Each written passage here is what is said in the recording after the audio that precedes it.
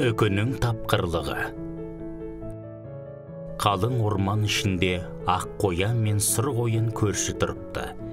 Екі қоян да бау-бақша өсіреді.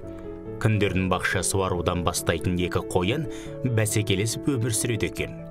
Өсіп тұрған жеміс-жидектермен мақтанып, бір-бірінен асып түсуді көздейді. Бірде ақ қоянның жеміс суаратын құралы сынып қалып, көршісі сұр қояннан уақытша пайдалануға оның суарғысын сұрапты. Сұр қоян, екі қап сәбіз берсең берем дейді. Ақ қоян екі қап сәбізге құралды айырбастап алады. Күндер өтіп жатты. Сұр қоян таң ата бақшасына келсе, сәбіздері әлі мардымды өмір бермей тұрғанын көреді. Көршісі ақ қоянның бақшасына қарап еді, жайқалып тұр екен.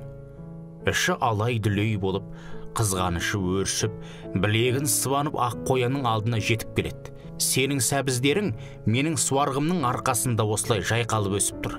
Сол үшін де сенің сәбіздерің енді менікі болу тиіс деді. Жоқ, олай болмайды деп ақ қоян қарсылығын білдірді.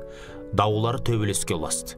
Орман ішін басына көтерген екі қоян әділдік іздеп, орман патшасы арыстанға келеді.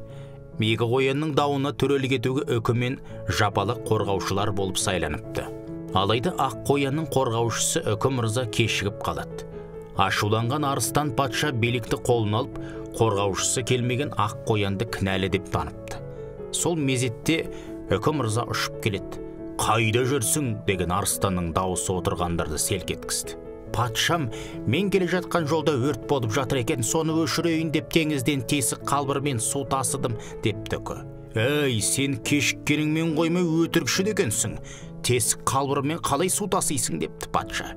«Дұрыс айтасыз, патшам, тесік қалбырмен өрт сөндіре алмаймыз. Сол секілді тек суырға құралмен еңбек етпесеңіз өнімді шықпайды.